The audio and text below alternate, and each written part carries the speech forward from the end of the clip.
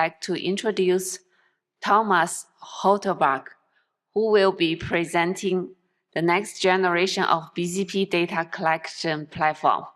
Thomas is a postdoctoral researcher at the University of Strasbourg, and he traveled from France to join us here today. This is Thomas' second time to present at NANOG. His first talk at NANOG was called An Open Platform to Teach How the Internet Practically Works at NANOG 78 in San Francisco in 2020. So let's welcome Thomas back to the NANOG stage.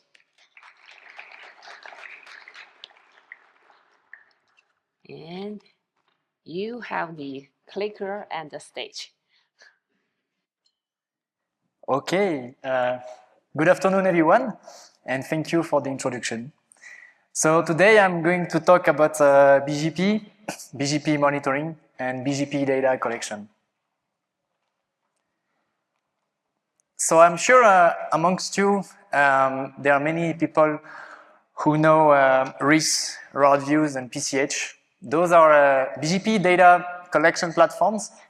So they peer with many routers, and they collect their BGP data, and then they share their data with the community. And this is extremely useful because then we can build BGP monitoring tools like Kaida's IceRank, BGPlay, and there are also many commercial monitoring tools that rely on this data. The routers that peer with these platforms and share their data, they are like our satellites.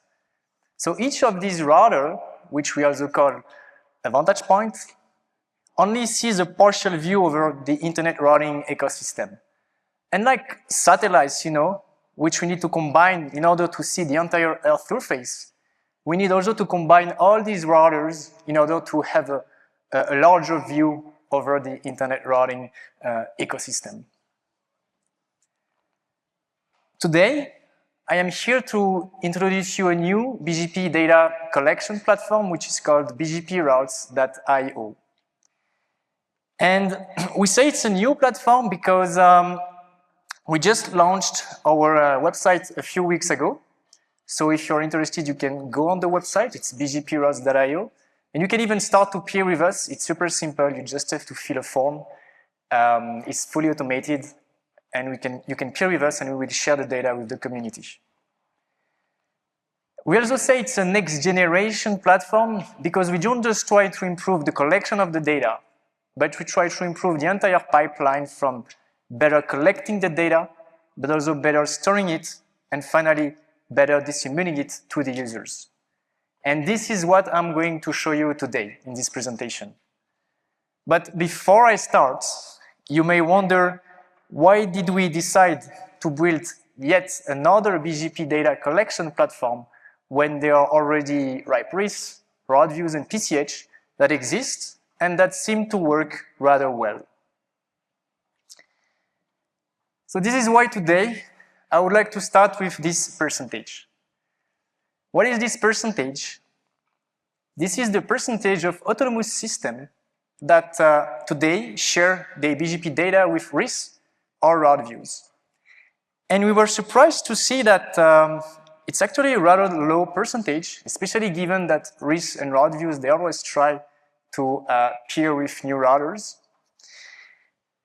And when we looked at how this number evolved over time, again, we were surprised to see that it did not increase for now more than 2 decades. So it's 2 decades now that we are getting data from only about 1% of the autonomous systems. Why it did not increase? Because when RIS and RouteViews, they peer with more routers, in the meantime, the size of the internet increases, there are more autonomous systems. So when we do the percentage, it remains stable. Of course, now we may wonder, at least we wondered, but perhaps a 1.2% coverage, because we say also that's the coverage, is enough, right? Because a router can see things remotely. For instance, in the ICE path, we can see remote path changes. The problem, though, is that this question is very hard to answer. Why? Because we just don't have the grand truth. We don't know what we would see if we had a 10% coverage or 20% coverage. So we cannot precisely answer this question. What we know, though, is that it likely depends on the use case. There are some use cases for which you need maybe just a few vantage points, or maybe just one is enough. And there are other use cases for which you need as many vantage points as possible. At the University of Strasbourg, we wanted to understand more what we were actually missing with a 1.2% coverage. So we did a little exercise. We took a very common use case, which is mapping the AS level topology. That's what we do, for instance, when we want to build, those AS level topologies that we can find on the web. And then we took the different platforms. So for instance, first we started with RIPE RIS. So RIPE RIS, they have about 1,500 vantage points. So when we take all these vantage points and the data that they generate, we are able to see 540,000 links.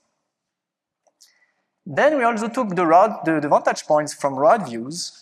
It's also about 1,500 vantage points. And here, what we observed is that when we took those additional vantage points, we were able to see more links than before.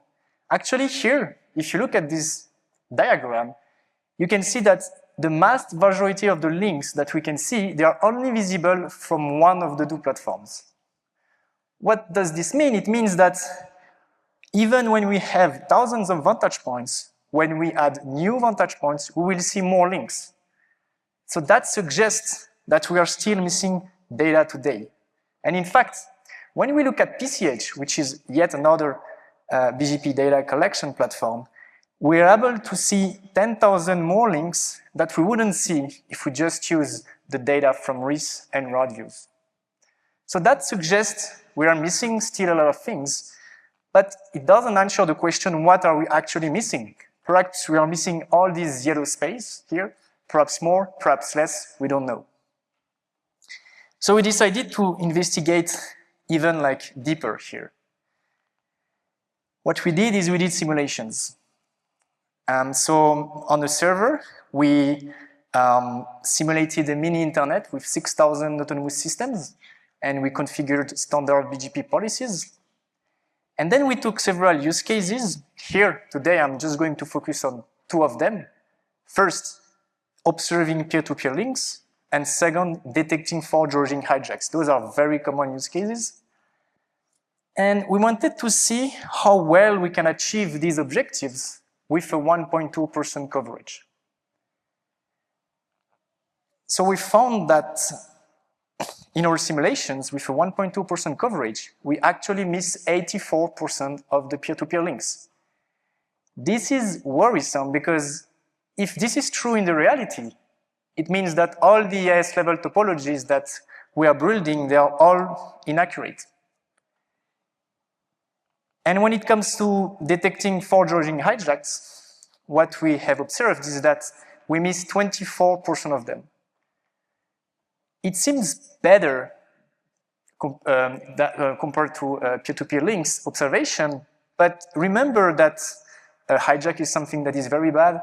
It's possibly malicious and it can impact connectivity. So you really don't want to miss a hijack. So it's not so good either, actually.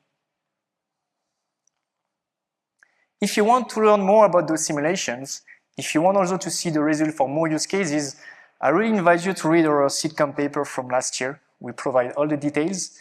Basically, you will see that regardless of the objective that we slide, we always see that we are missing a lot of stuff. But again, for now, I have to move to the next parts of this presentation. So now, I'm going to introduce you BGP routes.io, and I will show you how we hope to fix this problem of coverage with this platform. So first, I will show you how we better collect the data to achieve high coverage. Then I will show you how we also better store this data, because now we have a lot of data, so we need to store it effectively. And finally, I will show you how we better distributing it to the users. Let's start with the collection of the data. So BGP routes.io has a fundamental difference with the other existing platforms like RIS and RouteViews. Basically, the idea here is that we want to prioritize at almost all costs coverage. And that means we are ready to sometimes discard the data if that can help to increase coverage.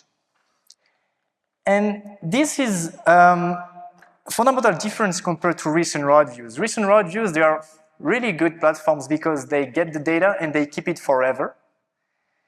And this is extremely useful for us, for instance, researchers, because we love to go back in the past. 10 years ago, for instance, we do some measurements and we compare it with today. That's super useful. The problem, though, is that these platforms, they also have to deal with a lot of data. They need to store all this data. They need to provide it to the users. And that's a high data management cost for them. So recently, they decided to transition from an open peering policy to a selective peering policy, meaning not everyone anymore can peer with this platform and share their data. But this is fine. I mean, at some point, they have to take a decision, and basically, they decided to sacrifice coverage for data management costs, and this is okay. But for BGP RAS.io, we decided to use the other approach, prioritizing coverage.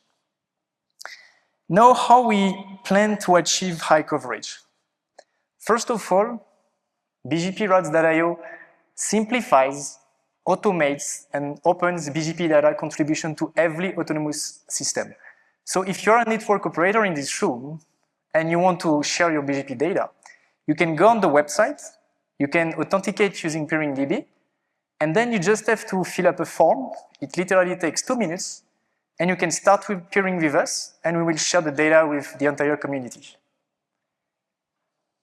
Of course, this is not going to be enough to achieve high coverage. Besides, we also realized that all the existing platforms, they have strengths and weaknesses. So today, we have about 4 platforms that share their data publicly.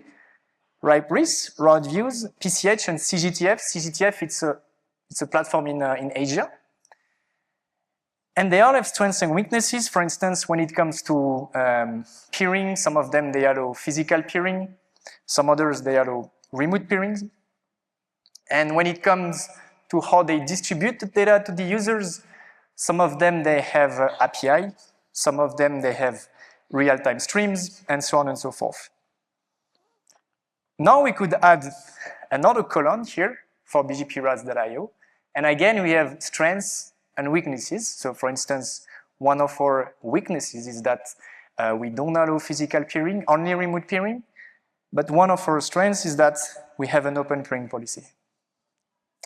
But basically, it's when we looked at this table that we realized we don't want to start to compete against these platforms, because that's not the way we will achieve high coverage. And that's also not good for the community to have several isolated platforms. So what we decided to do is to take all the data that they collect, and we centralize it into one single repository. So that's what we are doing with BGP RAS.io. So if you go on the website, on the Vantage Point page, you will find these 5 platforms, BGP RAS.io, RIPE RIS, RouteViews, PCH, and CGTF. And you will see the number of vantage points that each of these platforms they operate. And we basically take the data from all these vantage points. So for BGP RAS.io, RIPE RIS, and RouteViews, we can get the data in real time, because RIS, they have a real-time WebSocket service, and RouteViews, we can connect to their collector with BMP. For PCH and CGTF, they don't have a real-time service, so we just get the data from their MRT archive, so there is a few minutes delay, but eventually we still get the data. So today, BGP RAS.io already stores data for more than 5,000 vantage points. And if you go on the website, you will also find a map, and you can visualize all these vantage points. And you will also see that even small platforms like CGTF, for instance, can be useful, because this platform is in Asia, so they have peers in Asia. it's a region that is less dense compared to the US or Europe. So if you want to measure something in that region, this small platform that probably not many know can be useful. Okay, so now that I showed you how we achieve high coverage and how we hope to achieve even higher coverage in the future, I will show you how we better store the data, because in fact now we are receiving a lot of data, so we need to do this effectively. So to do that, we worked hard in the last 2 years to design new BGP data compression algorithms. And here the idea is the following, is that for the recent data, we will keep everything. We have lossless compression algorithms. For the old data, we might discard some of the data eventually, and for that we have lossy compression algorithms.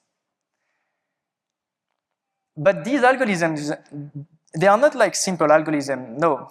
They actually introduce new fundamental ideas that have been validated by the research community because, for instance, our lossy compression algorithms, we presented them at SITCOM last year, and they even got the Best Paper Award in that conference. So basically, I just want to explain you a little bit how they work, but I'm not going too much into the details because I don't have a lot of time. But the idea here is that there is a lot of redundancy in the BGP data. So for instance, if you look at this map, you will see that there are clusters of vantage points. So probably some of these vantage points in these clusters, they are similar. And a simple idea, for instance, here would be to just not peer with some of these vantage points if they are similar. That's, for instance, a bit what RIS and RouteViews they are doing. It's a metric that they are using. If two peers are similar, they might just not take one of the two and just keep the other one. With our algorithms, we don't want to compress the data and discard the data at the granularity of the vantage point. Why? Because this will inevitably result in some loss of information. Let's take, for instance, an example. We take the vantage point that are in the entity network. So they have a few vantage points connected to RouteViews and RIS, and they are similar because they are in the same network. So what we did first is we took the 3 vantage points in the entities network, which are connected to RIPE RIS. And that enables us to see 134,000 links. Then if we take the vantage points in the entity network connected to RouteViews, we observe that we see links that are not visible from the vantage point connected to RIPE RIS. So even if they are similar, we still see things, some unique information from these vantage points. And here, for instance, if you would just not peer with some of these vantage points, we would lose useful information. And that's what we want to avoid. And by the way, if you take PCH, entity also peers with PCH. And here, that peer enables to see 5 links that we wouldn't see from the RIS and the RouteViews vantage point. So it's just 5 links, it's not many. But you know, PCH is present at XPs, so perhaps those 5 links, there are peering sessions that are useful to, for instance, infer business relationships. So we would like to keep those links if possible, they are useful. So with our algorithms, what we do here is we operate at the granularity of the updates. So what does it mean? Let's take an example. We have 3 vantage points, VP1, VP2, VP3, which are similar. And here what we will do is that we will look at the data that they generate, and we will identify the redundant updates at the granularity, really here, for instance, at the granularity of the prefix, for instance. So here, vantage point 1 and 2 and 3, sorry, they have some identical updates for some prefixes. So what we will do is that we will just discard some of these updates, and all the others, we will keep them. That's the idea behind our lossy compression algorithms. Of course, the challenge here is how do we identify redundancy because there is no definition of data redundancy in BGP. There is no consensus today on what is redundant and what is not redundant. So we design algorithms that are able to identify this redundancy without overfitting, because here we really need to make sure that we do not design algorithms that are good for instance, detecting hijacks, but that will not work well for detecting route leaks or for mapping the S-level topology. So what we did here, it's like when we compress images, but we are doing it for the BGP data. So what does it mean? It means that when you compress an image, the goal is you want to remove the pixels from the image that are not needed to understand what is in the image and to reconstruct the original image. And that's what we are doing here, but with BGP data.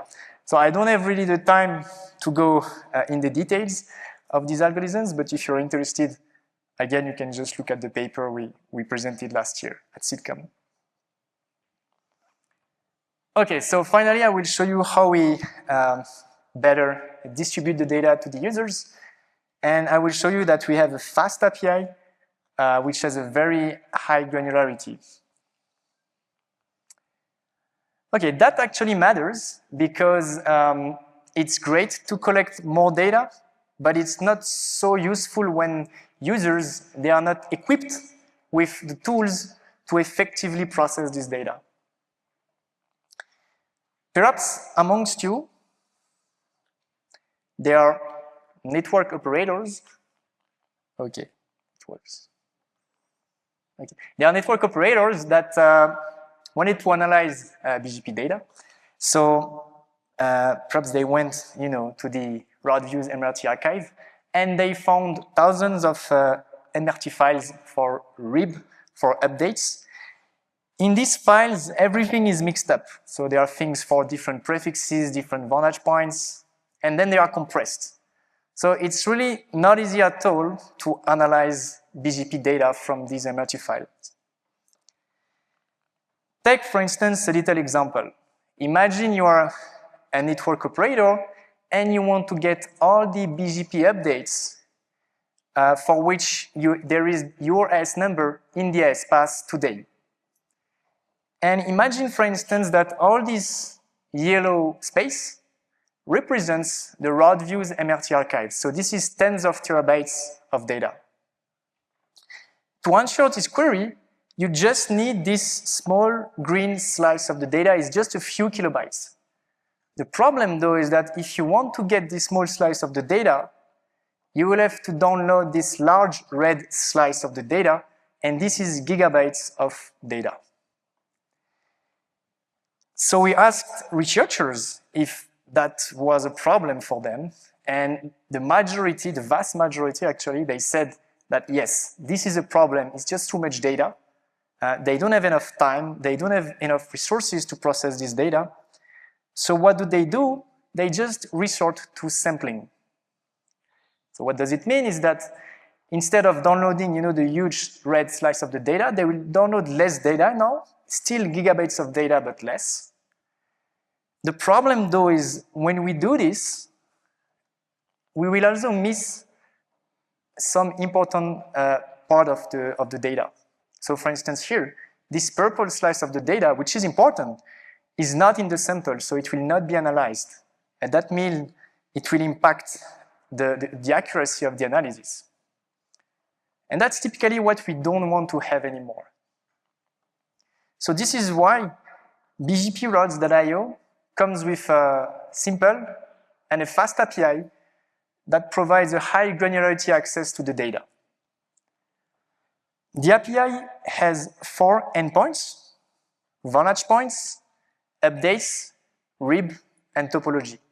And each of these endpoints comes with a set of parameters, so you can really build flexible queries. And the goal with this API is that you never have to download irrelevant data anymore. So we can take the previous example. Imagine you want to get all the updates with a particular ASN in the AS path. Now what you need to do, you can use our Python client. PyBGP routes API.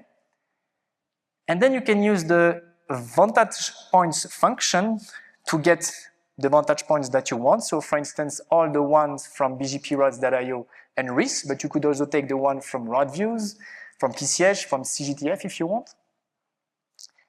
And then you can just iterate over these vantage points, and for each of them, you just get the updates within the time frame and for which there is the ASN in the ASPath. And for that, for instance, you can use ASPath regular expression. And then you will just get the data that matters. And because of this, it's also going to be very fast. Of course, with our API, you can do many more things. And generally, you can build powerful monitoring tools with just a few lines of Python code. So for instance, you can build a giant looking glass with support for historical queries, because scanning the RIB entries for a few prefixes and for all the 5,000 vantage points only takes 10 to 15 seconds. You can also build a real-time misorigin hijack detector because we have a real-time service. And we have a Python client that is called PyBGP Routes Live, so you can use it, and you can build your own misorigin hijack detector in less than 20 lines of code, for instance. And you can do many more things as well. So that concludes my presentation. Just remember that if you like the project, you can go on the website and you can start peering with us. It's super simple, and we will share the data with the entire community. Thank you.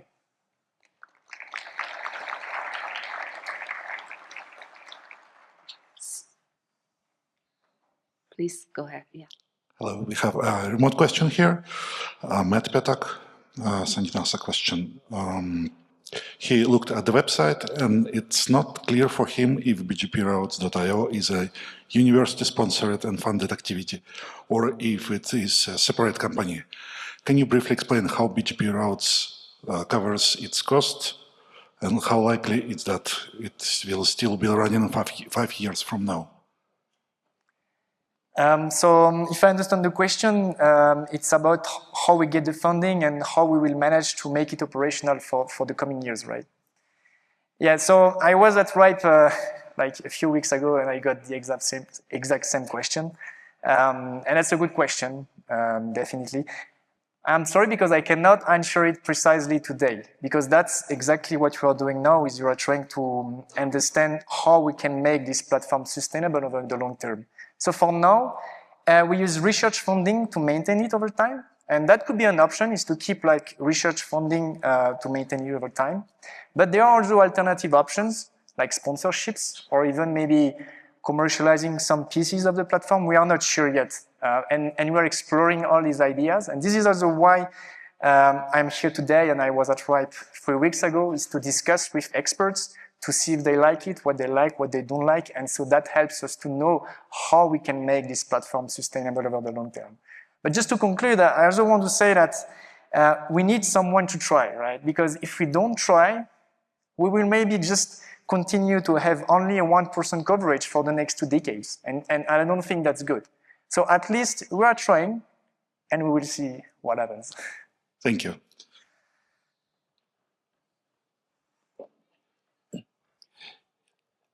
In the short term, though, as people start using your API, do you have plans to be able to scale your infrastructure to handle increased API usage?